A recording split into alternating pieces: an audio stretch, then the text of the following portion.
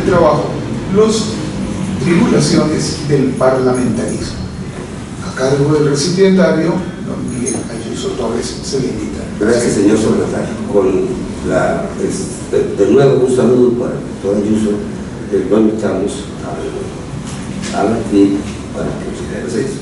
Para agradecer en primer lugar, una vez más, consta mi agradecimiento escrito y sentido por el honor que se me ha hecho al incorporarme a esta prestigiosa corporación, y para, antes de dar lectura al trabajo, explicar por qué lo voy a hacer así. Porque en la teoría de los distintos géneros literarios que hay, el discurso de incorporación a una corporación de esta naturaleza suele ser leído.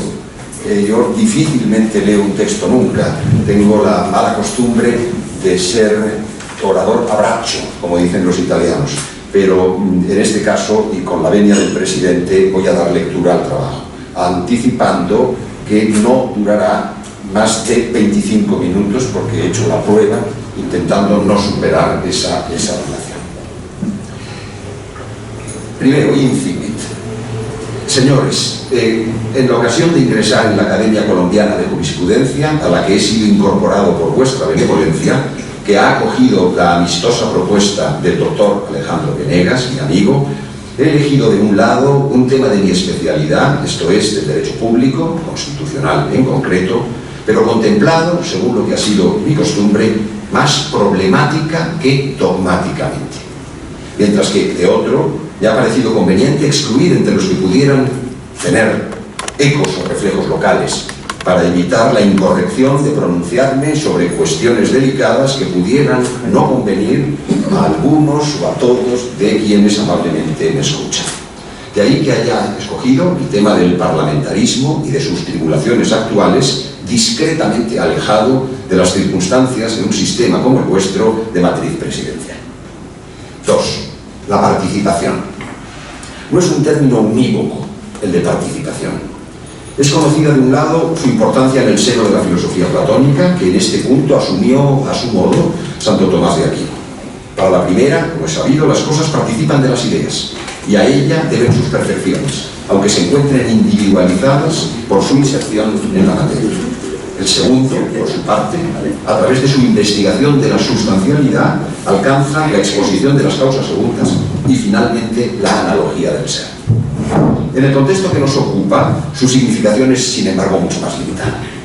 Mi maestro, Juan Vallet de Goytisol, que fue presidente de la Real Academia de Jurisprudencia y Legislación, después de haber sido secretario general durante 3 lustros, definía la participación como la interacción entre lo múltiple y lo uno, que confiere a la multiplicidad un cierto sentido de unidad funcional superior y produce una armonía tal que, sin romper la unidad, tampoco destruye la multiplicidad. Así pues, no puede hablarse de participación cuando en lugar de interacción hay dialéctica entre los elementos múltiples o entre estos y la unidad integradora, ni tampoco si lo múltiple desaparece absorbido en una unidad superior.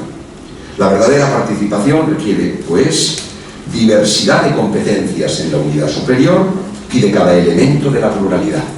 Tales competencias vienen determinadas dinámicamente, de modo natural, por el principio de subsidiariedad, que fija lo que corresponde a cada cuerpo social para suplir o complementar lo que sus elementos integrantes no pueden realizar. 3. La representación. Los 3 grandes capítulos de la teoría del Estado dicen relación con el poder, la sociedad y la representación. Los 2 primeros constituyen los polos en torno a los cuales gira la especulación política, mientras que el tercero trata de la articulación del puente de la relación entre ambos.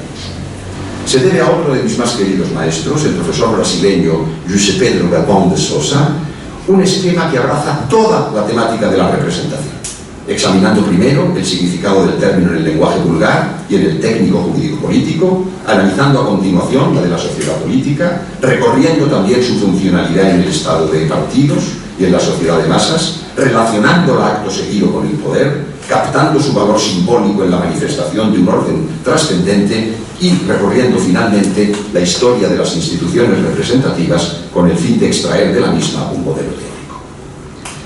Tras comprobar la pluralidad de significados de la palabra representación, bien en un nivel general aplicándose a los sectores más variados de la actividad humana, donde manifiesta la relación del hombre con los objetos que le rodean y las personas que conviven con él, bien en un nivel más concreto, referido al mundo jurídico, donde es preciso distinguir entre el derecho público y el privado, y centrado ya en el público, distingue tres diferentes aspectos de la representación política.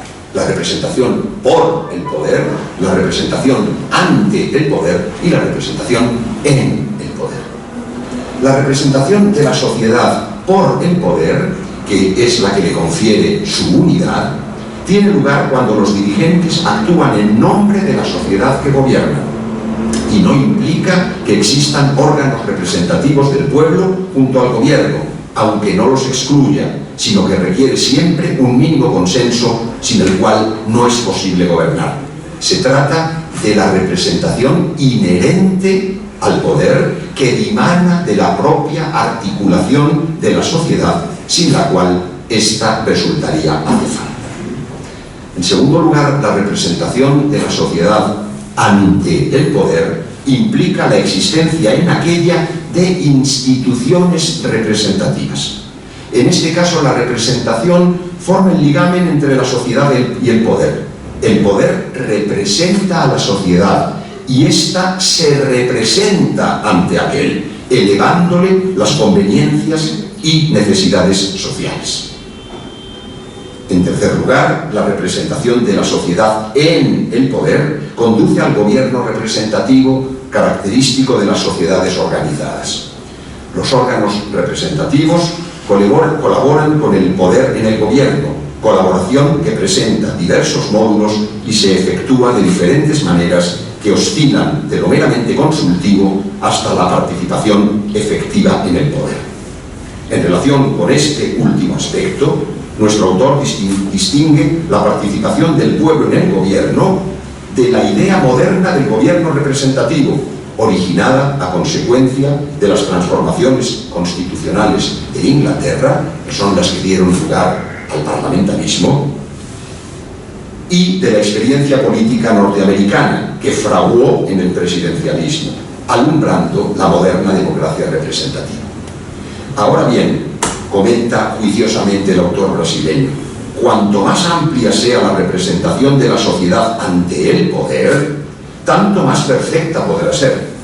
Pero la representación de la sociedad en el poder, para compartir la dirección de la cosa pública, tiene que ser restrictiva, y cuanto más rigurosa sea la selección, tanto más perfecto será el gobierno. 4. Representación y gobierno. En lo anterior ya se ha apuntado la evolución que conduce los viejos sistemas representativos a la democracia moderna, así como la confusión que en esta se produce entre gobierno y representación. Dado que este es uno de los temas fundamentales de la teoría de la representación, no estaría de más extendernos en su consideración, tanto en el orden histórico como en el teorético, cosa que hacemos en el texto escrito y que ahorro en este acto. Quinto, auténtica representación. Una vez que hemos trazado un cuadro muy general sobre las distintas realidades que se esconden bajo la rúbrica de representación de la sociedad y seguidas las líneas maestras de la evolución del problema, estamos en condiciones de comparar el viejo sistema de representación con el moderno llamado gobierno representativo. En resumen, podemos decir que en el sistema representativo tradicional, en primer lugar, la representación se basa en los grupos, porque la sociedad es un conjunto jerárquicamente entrelazado de ellos. En segundo lugar, el representante es un mandatario de un estamento o categoría social. En tercer lugar, el mandato debe ser necesariamente imperativo. En cuarto lugar, la asamblea representativa tiene una función genéricamente consultiva, siendo deliberativa solamente en materia de leyes fundamentales y tributos. Y en quinto lugar, la representación es dependiente del poder en cuanto a su convocatoria. Por su parte, el gobierno representativo moderno responde a los siguientes caracteres, que son opuestos en realidad a los que acabamos de decir. En primer lugar, la representación se basa en los individuos, porque la sociedad política es una suma de individuos. En segundo lugar, el representante no puede serlo sino de toda la nación. En tercer lugar, el mandato es representativo, esto es ilimitado e ilimitable. En cuarto lugar, la Asamblea tiene una función esencialmente deliberativa, usufructuando el poder legislativo. Y en quinto lugar, la representación es independiente, separación de poderes, llegando incluso a la postre a que el gobierno dependa de la representación en los casos del parlamentarismo, que es aquellos a los que nos vamos a referir. En el texto escrito se profundiza la separación de ambos modelos en cada uno de estos 5 estratos, que también ahorro su lectura en este acto. Sexto, el parlamentarismo y su evolución. La vida política siempre ha conocido algún tipo de institución colegiada, con frecuencia de naturaleza representativa. Cortes, parlamento, estados generales, dietas, atraviesan la historia. Pero como acabamos de ver, hay una representación antigua y hay otra representación moderna. El parlamentarismo es una modalidad de origen inglés y formalización francesa. Mi inolvidable amigo, el embajador y ministro Gonzalo Fernández de la Mora, con quien las coincidencias en la pars destruens se entreveraban con discrepancias respecto de la pars construens, presentó la historia constitucional británica como un forcejeo, primero entre la corona y los nobles, luego entre la corona y las comunas, y finalmente entre la corona y los partidos. Así, el Parlamento empieza siendo el instrumento de la aristocracia, pasa a serlo luego de los burgos y finalmente de la oligarquía partitocrática. Pide al principio que se le escuche, más tarde reclama la competencia para imponer contribuciones. Poco después reivindica el poder legislativo y a la postre el ejecutivo. Este último es el momento en el que nace el parlamentarismo stricto sensu, en los usos más que en los textos. Será la Constitución francesa de 1793 la que lo recogerá en su artículo 63. El cuerpo legislativo elige los miembros del Consejo. Aunque la inestabilidad de la Constitución escrita en el modelo racionalizado francés hará que esta tradición no vaya a estabilizarse, pues solo lo hallaremos paradójicamente como un uso ya formalizado en la Tercera República Francesa e incluso en la Constitución francesa de 1946, es decir, la de la Cuarta República. Pero respecto de España, solo se implantará con rigor en el artículo 64 de la Constitución de la Segunda República, de la Constitución de 1931, pues desde la de 1812, la de Cádiz, hasta la de 1876, la de Cánovas, en todas ellas las constituciones reconocen al rey la potestad de nombrar y separar libremente a los miembros del gobierno, aunque sobre todo a partir de la Restauración se puedan apreciar ya algunas prácticas parlamentarias. Así pues, el parlamentarismo es una fórmula constitucional moderna, que consiste en la subordinación del gobierno a la Cámara. De este modo hay, más que una creación continuada del poder ejecutivo por el legislativo, una subyacente unidad de poder, puesto que la misma institución ejerce la función de elaborar normas y de gobernar.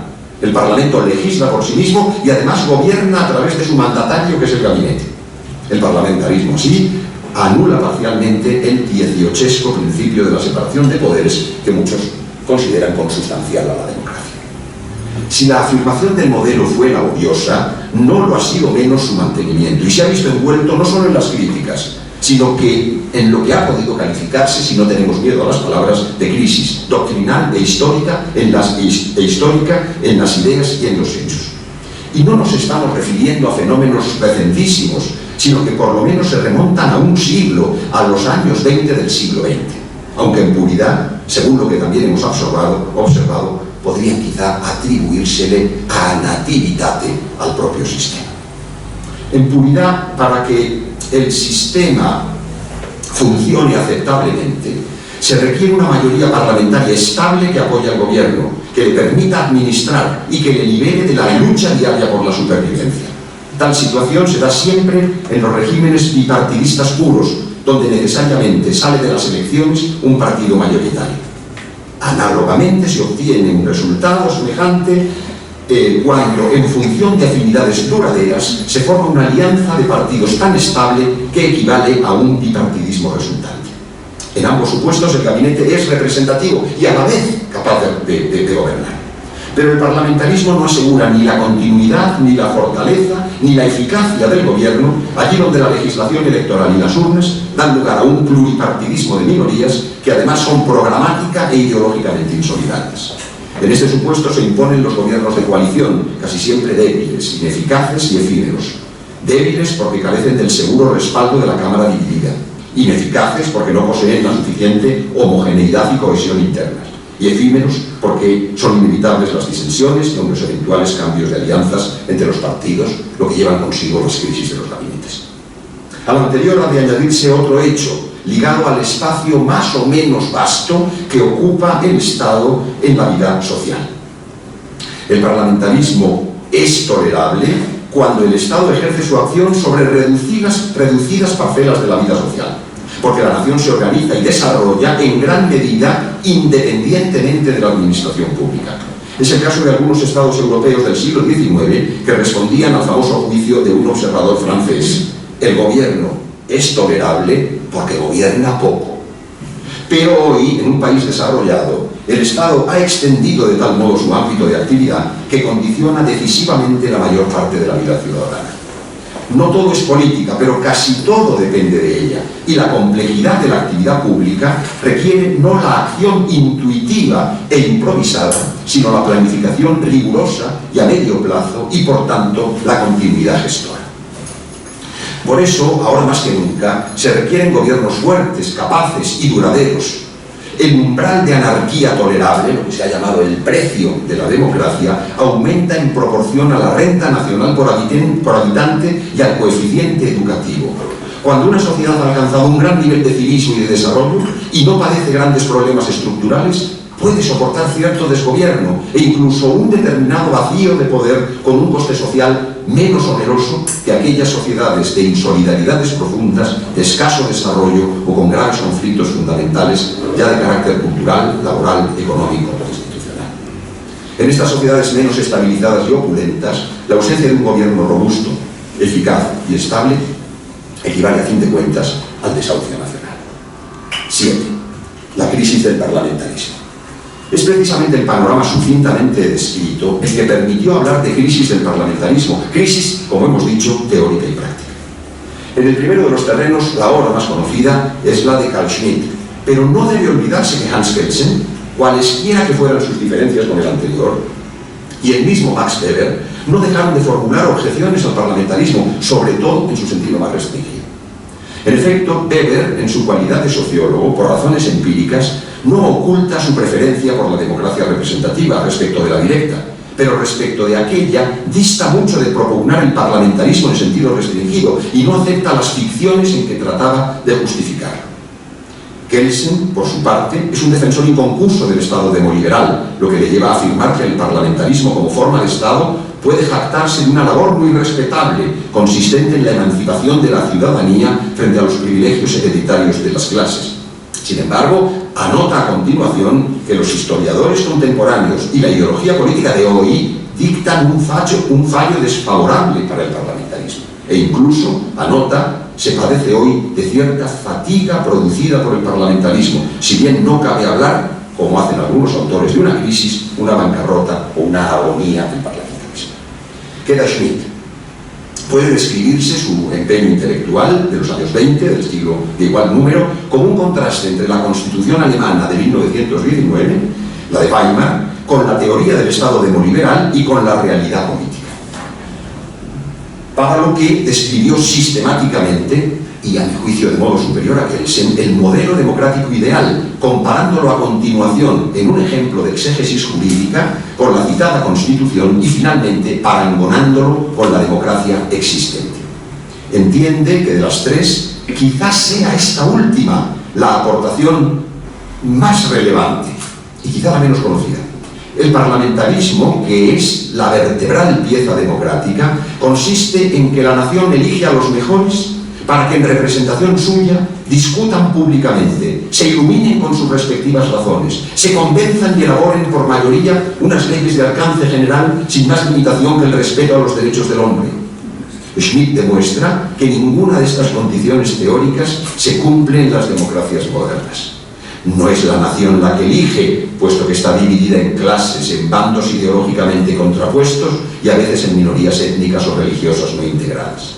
Estos elegidos tampoco son los mejores a juicio del pueblo, sino los que los partidos han puesto a la cabeza de las listas y que suelen ser los más manejables por la oligarquía partitocrática. Consecuentemente, lo que se vota no es a una persona, sino a un partido, y los diputados no representan a la nación, sino al partido. Los parlamentarios no dialogan para convencerse, porque la disciplina de grupo les obliga a votar como les haya ordenado su portavoz, incluso antes de que empiece el debate. Los discursos son puras formalidades por las que nadie puede dejarse convencer. Lo que se dice en la Cámara no es todo lo decisivo, al contrario, los acuerdos fundamentales suelen adoptarse en los pasillos y a veces en la clandestinidad.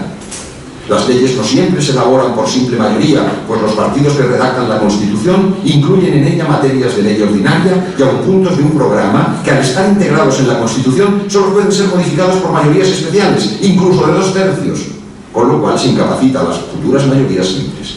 Este tipo de maniobras demuestra que el Parlamento Constituyente no se fía de los que le van a suceder y les pone dificultades suplementarias. Y las cámaras consideran que es ley todo lo que ellas acuerdan, aunque no sea una norma de carácter general, sino cuando es incluso un privilegio, con lo cual dan rango jurídico superior a materias que de suyo son inferiores. En suma, la Constitución no es la ley de leyes, sino el instrumento de ciertos partidos, y el Parlamento no integra las contradicciones individuales en la unidad del Estado, sino que potencia un pluralismo de grandes bloques clasistas, ideológicos o étnicos que fragmentan el Estado. En ese periodo al que se contraen los 3 autores alemanes que acabo de referir, pues no solo la reflexión o la teorización evidenciaron la crisis, sino que ésta emergió en los hechos con particular fuerza. El desenlace de la Segunda Guerra Mundial, en cambio, propició su retorno, metamorfoseado en alguno de sus rasgos, aunque para producir a la larga, o no tanto, frutos de la misma especie. No podía ser de otra manera, de ahí que, ya con referencia a los años 70 del siglo pasado, pudiera avizorarse de nuevo la crisis. El peso creciente de los partidos, en comparación con el periodo anterior, coloreó el parlamentarismo aún más de partitocracia, al tiempo que, para huir de algunos de los vicios más llamativos de aquel, se incorporaron algunas técnicas como la moción de censura constructiva que lo hicieron evolucionar ocultamente hacia el presidencialismo, por lo menos, como digo, tácitamente. Esta última es la situación de los regímenes bipartidistas, en que las elecciones no son para designar a unos diputados, sino para optar entre los 2 máximos líderes en pugna. La personalización de los partidos, por lo general denostada, es el expediente que utiliza el parlamentarismo para simular que sobrevive, aunque de hecho se transforma en un presidencialismo disfrazado. Pues cuanto más genuino es el parlamentarismo, mayor la crisis del Estado.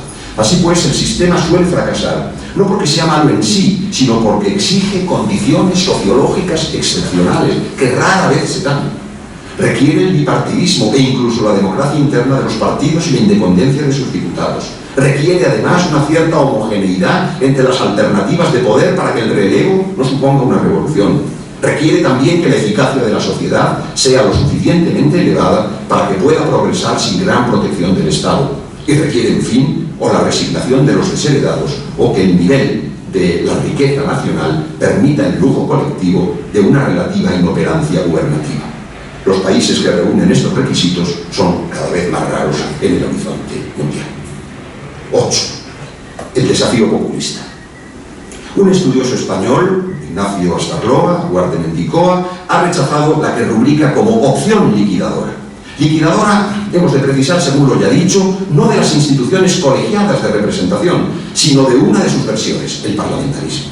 Pero de modo simétrico, repudia también la que califica de opción populista, afirmada de resultas de la nueva crisis evidenciada en el fin de siglo anterior. Esta opción, sin embargo, no se presenta desligada del conjunto de premisas ni separada de una sucesión de etapas. La transición que hoy se aprecia de la democracia avanzada a la democracia declamada no es sino el último paso de un proceso que ha conocido otras fases precedentes. Así, en extrema síntesis, igual que del liberalismo se pasó a la democracia, ya instaurada esta, en su versión moderna, derivó primero en partitocracia, que produjo una reacción hacia la llamada tecnocracia, cuyas debilidades se pretendió superar con la democracia deliberativa, dando lugar su fracaso a la emergencia del populismo, que al tiempo que protesta contra la democracia declamada, no deja de consistir en una suerte de subproducto de ella. Podríamos decir que a las tensiones que el pensamiento moderno sufre en su seno desde sus orígenes, nuestros tiempos posmodernos, sin haberlas logrado conciliar, han añadido otras nuevas que han venido a agravar la situación. Para empezar, se ha hecho más evidente, pues el hecho no es nuevo, la desafección del pueblo respecto del Estado democrático.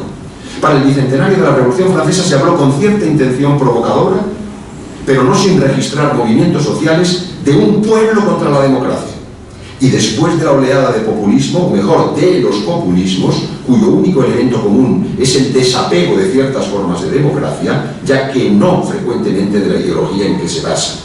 Por eso se ha podido decir que recoge muchas teorías políticas modernas con todos sus errores, que parece contener, este populismo, una denuncia contra estos errores, pero no logra encontrar el camino de la política, la vía para la superación de sus contradicciones y sus peligros. La fascinación que ejercitan las diversas formas de populismo y los distintos regímenes que alimentan tanto en Europa como en América evidencian la exigencia de volver a descubrir la política como ciencia ética y arte del bien común. Y eso es lo único que no se intenta, porque se da contemporáneamente otro proceso no menos relevante, cual es el de los derechos del hombre contra el pueblo, como se ha dicho también con intención provocadora. Es claro que el individualismo que la religión secular de los derechos del hombre expresa resulta incompatible no solo con la concepción clásica del pueblo, sino también con la moderna sobre la que se basa la democracia moderna.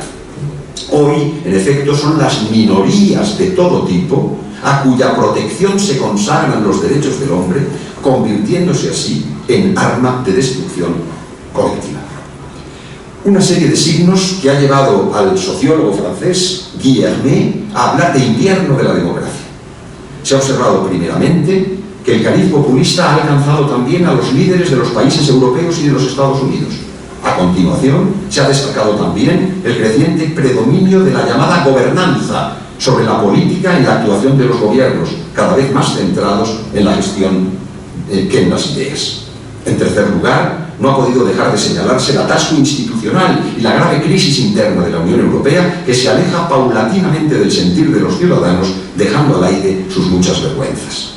También ha sido objeto de análisis el agotamiento del estado del bienestar y, finalmente, que el lenguaje de la corrección política implica una suerte de prohibición de preguntar adecuada a un nuevo totalitarismo, el del americanismo radicalizado por el conformismo ambiental. Cada uno de los elementos del anterior diagnóstico exigiría un análisis diferenciado. Haré una síntesis brevísima. En lo anterior ya ha quedado anotado. En lo que toca al populismo y su difusión mundial, no toma del pueblo en general más que el nombre y la excusa. Pero claro está, es un síntoma. La gobernanza, también evocada, no implica en general la recuperación del gobierno, tanto como el desgobierno de una globalización que más que regir la economía se entrega al economicismo desregulado. La Unión Europea, y en buena medida el supranacionalismo campante, agrava más que resuelve los problemas de orden político para cuya resolución nació. El estado del bienestar de la socialdemocracia decadente es el efecto de un largo proceso de descomposición intelectual e institucional, pero las reacciones apodadas de neoliberales o hacen de la necesidad virtud o están aún más desnortadas en sus presupuestos y objetivos. Que se haya hablado de cambio de régimen no es frívolo. Podrá no advertirse porque los procesos, incluso en los tiempos de la aceleración de la historia, no se advierten siempre con rapidez y precisión y llevan su tiempo. De manera que a veces las viejas fórmulas subsisten cuando su alma, en este caso su subrogado, hace tiempo que ha muerto o se ha metamorfoseado. 9. Y último, crisis del parlamentarismo, de la democracia o del Estado. A lo anterior habría que añadir los cambios producidos e introducidos por la pandemia que de la crisis llevaron a la excepción. Y de esa excepción parece que han de tornar para reforzar la crisis. Pero la lectura de este punto, que es el punto final y que es el punto en el fondo más actual, pero también más polémico y más discutible, que debe quedar mejor para el texto escrito, pues ya he abusado suficientemente de la benevolencia de quienes han querido incorporarme y se lo agradezco a esta nota corporación. Muchas gracias. Saludo a los señores miembros de la mesa directiva de la corporación, al presidente Augusto Trujillo, al vicepresidente Saúl Sotomonte, al secretario Rafael, querido amigo, Saludo muy especialmente al señor Cónsul General de España, Jesús Gracia, querido embajador, a don Fernán Artube Febres, vicepresidente de la Academia Peruana de Ciencias Morales y Políticas, a los miembros de la corporación, honorarios de número y correspondientes presentes y que nos siguen en la plataforma correspondiente en esta sesión híbrida, y naturalmente a don Miguel Ayuso Torres. Este acto es muy grato, pues se trata de la incorporación de un inmejorable jurista español, buen amigo, don Miguel Ayuso. En buena hora la corporación lo recibe, pues se trata de un destacado profesor de la Pontificia Universidad de Comillas, de la cual es egresado, miembro correspondiente, lo leía Rafael, de la Real Academia de Jurisprudencia de Legislación, de Jurisprudencia y Legislación de España, y un muy profundo conocedor de la historia y de la realidad colombiana en sus extremos, de la historia política y también mucho de los protagonistas de la actividad política colombiana.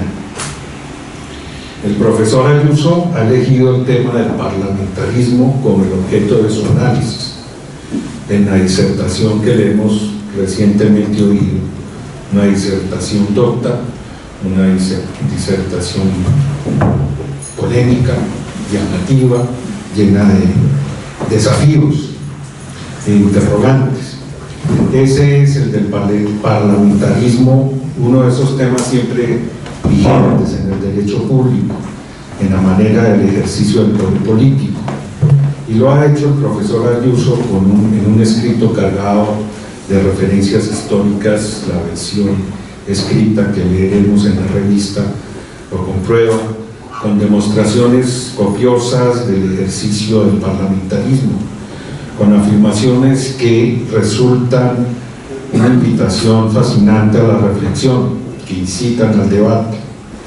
Son llamativas las referencias, que en la versión escrita no las hizo el profesor Ayuso aquí, a las situaciones derivadas de la pandemia, al impacto que tuvieron en el derecho esas regulaciones, que jalonaron tantas normas que crearon una suerte de derecho de la emergencia, de la crisis, en el cual fue necesario prepararse y sortear con esas normas la crisis durante la misma y no al final, como suele suceder en otros procesos. Fueron muchas las vicisitudes derivadas de la pandemia, algunas de las cuales son tribulaciones, como el nombre del estudio presentado a consideración de la corporación.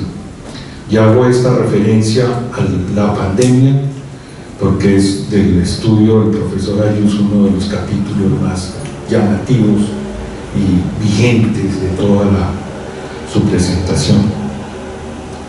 Una nota rápida como esta no puede tener pretensión diferente a la de trasladarle al profesor Ayuso el regocijo por su incorporación a la corporación, pero ello no obsta para hacer unos ligeros comentarios desde nuestra perspectiva sobre el tema del parlamentarismo, el cual no ha sido extraño a la preocupación o al quehacer intelectual de algunos de los miembros de esta corporación. Ese tema del sistema parlamentario no ha sido, repito, ajeno a la discusión pública en Colombia, con recurrencia a idas y venidas, vueltas y revueltas sobre el mismo. Recuerdo, por ejemplo, y no hace mucho, la propuesta de un antiguo miembro honorario de esta academia, expresidente Alfonso López Michelsen, en el sentido que hubiese reelección del presidente en ejercicio, en aquel entonces Álvaro Uribe, a cambio de adoptar el régimen parlamentario. En su propuesta, López recordaba una iniciativa en tal sentido de otro expresidente, de Alberto Lleras, y proponía que hubiese un primer ministro que fuera la cabeza de la administración. En otro momento, pero útil en este recuento, también el constituyente Alfonso Palacio Rudas narra en su libro las aproximaciones al tema del unicameralismo o las reflexiones sobre el sistema parlamentario durante las deliberaciones de la Asamblea Nacional Constituyente, en la cual también fue propuesto por el expresidente Misael Pastrana, como me lo recordaba hoy para estas notas rápidas el entonces representante a la Cámara Telésforo Pedraza. Recordaba López, por lo demás, que el sistema parlamentario había sido defendido, entre otros, por miembros muy apreciados de esta corporación. Primero por Rafael Uribe Uribe, quien fuera presidente de esta academia, y luego por Carlos Restrepo Piedrahíta, quien murió siendo el decano de los numerarios de esta corporación. El del parlamentarismo, es un asunto de tantos abordajes, de una profunda hondura en la institucionalidad que encuentra en el estudio del profesor Ayuso una fuente muy útil, repito, con grandes desafíos. Y esto del parlamentarismo me hace recordar ese difícil equilibrio entre la importancia del Congreso, su eficacia, su reputación y su independencia como elementos cruciales del análisis político. Pues mucha importancia de la tarea, pero escasa reputación, o buena reputación, pero poca eficacia, puede darse. Un Congreso prestigiado, eficaz, independiente, con gentes importantes, es la quimera de los constitucionalistas. La realidad es otra. Al parlamentarismo se le abona la posibilidad de rápida salida de gobernantes, expulsiones del gobierno, primeros ministros fuertes. Varias de esas aristas están en el estudio de Ayuso. Eso me hizo recordar un pasaje del célebre discurso de Rafael Uribe Uribe en el Teatro Colón, cuando tomó posesión de esta corporación, que lo hemos comentado con algunos de los académicos que nos acompañan en la plataforma, cuando describía en ese discurso lo que redundaba en el descrédito del parlamentarismo, la falta de eficiencia, el desorden en la legislación, y decía, comillas, que ya se va convirtiendo en carga de camellos, como se dijo de la romana antes de Justiniano. Y decía, coincidiendo con lo que mencionaba el profesor Ayuso en materia de los populismos, que ese descrédito del parlamentarismo va, comillas, en abono de las dictaduras, y lo decía un antecesor del presidente hace 110 años. El profesor Ayuso, que es honoris causa, doctor honoris causa de la Universidad de Udine en Italia y de la Inca Garcilaso de la Vega, es un profesor muy conocido en ambos hemisferios, como diría la Constitución de Cádiz, y como lo relataba y describía nuestro amable secretario Adoco. Es profesor en América Latina, continente que recorre con entusiasmo, y en Europa también, donde pasa, dirían en Madrid, a caballo, desde Lisboa a París, a Roma, a Bélgica, todo el continente. Dirige organizaciones de juristas católicos, también las colecciones de editoriales muy prestigiadas como Marcial Pons o Dickinson. Ha obtenido galardones en Italia, en Chile, en Colombia, otorgados por las ciudades, las municipalidades o las universidades. Libros, ensayos, contribuciones en obras colectivas sobre historia política, sobre derecho natural, sobre asuntos de la iglesia, sobre el carlismo, sobre la hispanidad, en fin, una copiosa producción traducida a varios idiomas. Profesor ordinario de la Facultad de Derecho de la Pontificia Universidad de Comillas, dirigía esa facultad por nuestro académico correspondiente Abel Benito Veiga Coco, tan cercano a esta corporación. El académico Ayuso es miembro del Cuerpo Jurídico Militar, letrado del Tribunal Supremo de España, lo fue y es un profundo conocedor de Colombia. De hecho, hace unos años vino con el príncipe Sixto de Borbón y era uno de los cicerones del príncipe Sixto de Borbón en Bogotá, recorriendo la Candelaria en búsqueda de algún amigo muy apreciado.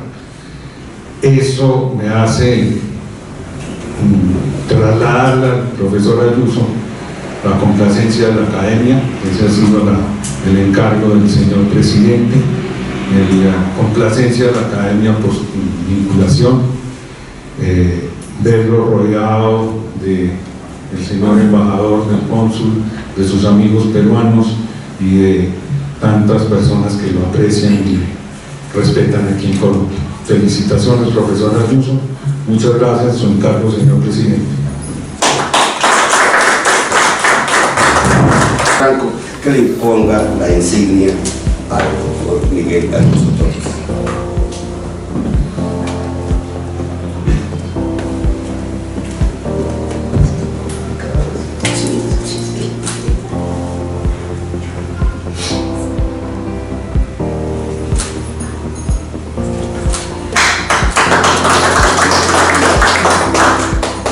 Y por supuesto el escudo correspondiente.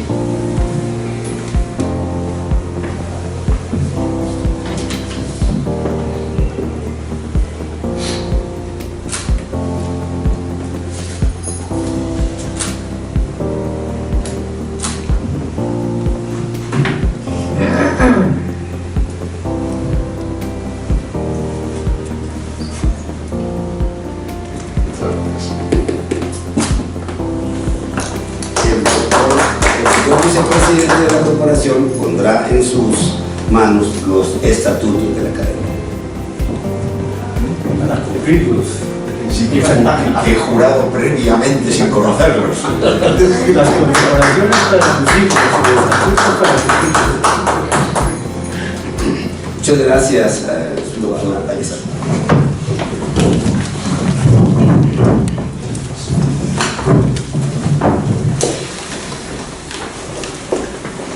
Académico correspondiente Miguel Ayuso Torres, para la corporación, para la Academia Colombiana de Jurisprudencia es infinitamente grato registrar, como ya lo dijo aquí el académico de número Alejandro Venegas Franco, su vinculación a esta corporación. La academia hace suyas las opiniones emitidas con la brillantez y la hondura que siempre tienen del académico Venegas, y las recibe con la certidumbre de que estamos recibiendo en el seno de la corporación a un hombre que nació en Madrid, que honra a su patria chica y a su patria grande, que honra a Madrid en España, a España en Europa y, ¿por qué no, en el mundo? Este es un mundo conformado por América Ibérica y, como decimos aquí, por la madre patria, por España, de manera que Iberoamérica es una identidad. Su señoría es un hombre profundo, denso, polémico, intelectualmente provocador, pero sé que entiende en el mejor de los sentidos la afirmación de que Iberoamérica es una identidad.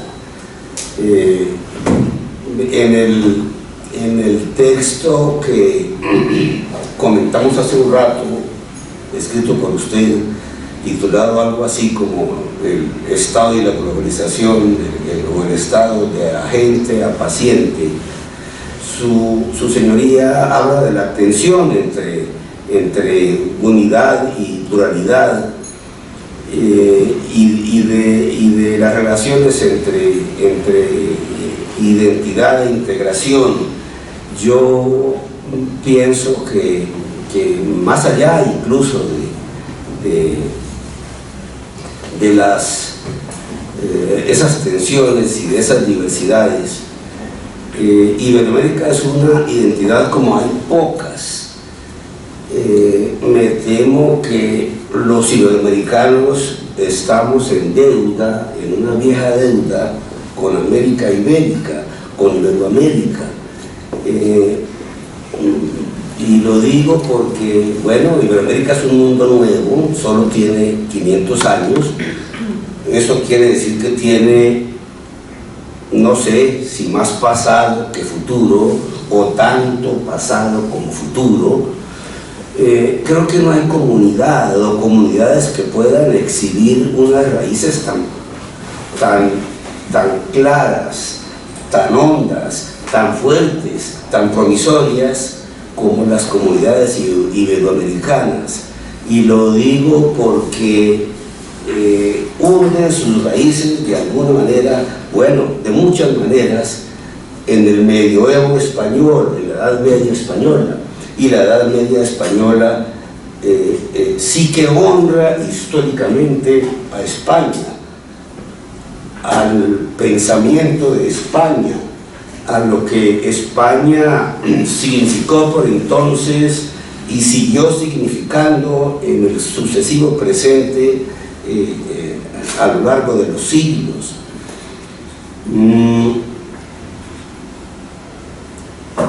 Europa no conoció, me temo que la afirmación puede sonar, qué sé yo, hasta irresponsable para algunos, pero yo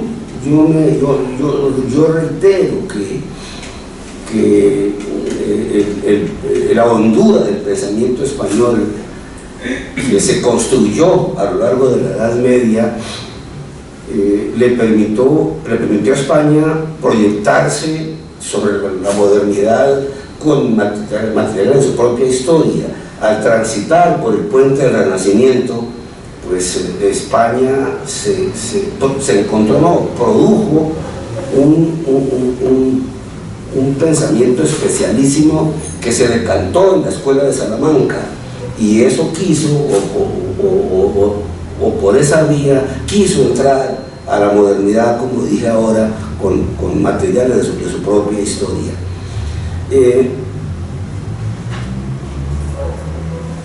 La Escuela de Salamanca y sus pensadores creo que son motivo también de orgullo español y de orgullo ibérico frente al mundo. Usted habló hoy de parlamentarismo y a eso se refirió con amplitud el académico Venegas Franco, con la idoneidad intelectual que lo caracteriza. Y tiene usted, me parece a mí, doble autoridad para hablar del parlamentarismo en cualquiera de sus dimensiones. Primero, por su especialidad profesional, porque es un hombre de probada idoneidad como jurista y como estudioso del derecho público. Y segundo, como español. ¿Por qué como español? Porque si bien es cierto, como usted lo mencionó, que el parlamentarismo, que el sistema parlamentario, en fin, tiene un origen inglés y una formalización francesa, yo debo decir que tiene por lo menos una inspiración española en la Edad Media.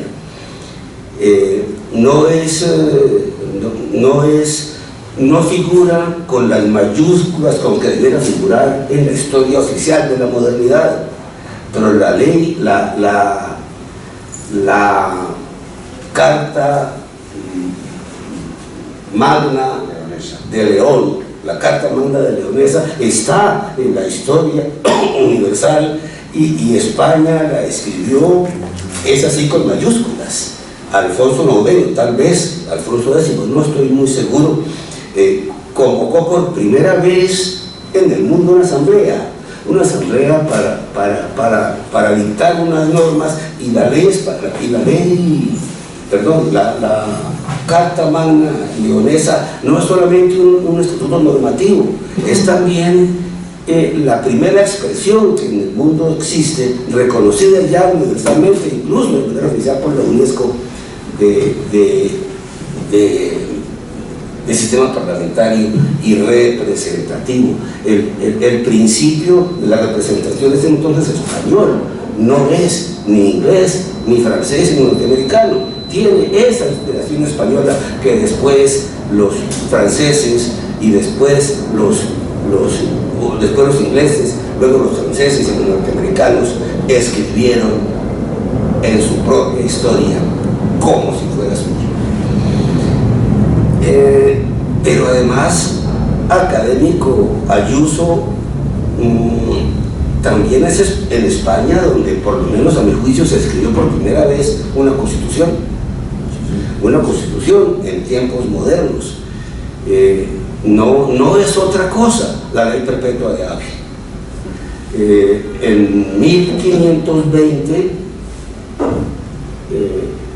se compraron unas cortes extraordinarias y se dictó una legislación con voluntad constituyente, más allá de lo que desde el punto de vista de hoy es muy fácil ser profeta del pasado, se señale como bueno, como malo, como equivocado de la ley perpetua de Ávila. Ahí hay una voluntad constituyente que no existió antes en ningún otro pueblo de Europa.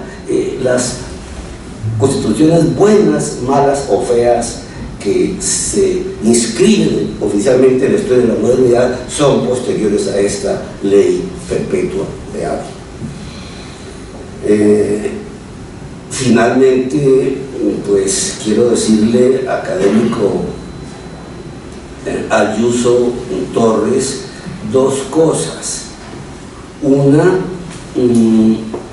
es que esa identidad que es América Ibérica da vueltas en mi cabeza desde alguna vez que le oí decir al presidente del gobierno español, Adolfo Suárez, en una visita que hizo a Colombia, que él, su país, su generación vivía a América como una esperanza. Yo creo que Iberoamérica toda es una esperanza. Es una esperanza para el mundo si Iberoamérica logra realmente consolidar esa identidad de la que estamos hablando. De alguna manera, España nace en los Pirineos y muere en la Patagonia. Yo suelo repetir, aquí lo he dicho en la corporación, que los conquistadores trajeron a América el castellano, pero América les devolvió el español, y eso hace que se pueda hablar de la consolidación de una identidad iberoamericana que de alguna manera pueda constituirse en esperanza para sí misma, pero también para un mundo que está viviendo, como usted lo señalaba, cabalgando de crisis en crisis, y que de pronto, si Iberoamérica es capaz de encontrarse a sí misma, puede también orientar al resto del mundo para que deje de buscarse a sí mismo donde no debe ser. Felicitaciones, académico Ayuso. Las hago extensivas a su familia, a sus amigos presentes, al embajador Gracia, cónsul de España presente, y a nuestro colega, el vicepresidente de la Academia de Juristas de Ciencias Morales y Políticas del Perú, que lo están acompañando en este momento, como también al académico Alejandro Venegas Franco, que es un académico que también nos honra a nosotros. Felicitaciones, pues, y otra vez un aplauso. Levantar la sesión, invitar a un vino de honor acá en la sala Darío Chandía, agradecer la presencia de todos y cada uno de ustedes, y claro, la virtual de los académicos invitados que están en la red, para quienes también les envío pues mi saludo y el saludo de la comisión de la mesa. Me despido de ustedes, académicos presentes por la vía virtual, e invito a los académicos presentes físicamente al vino de honor. Se levanta la sesión.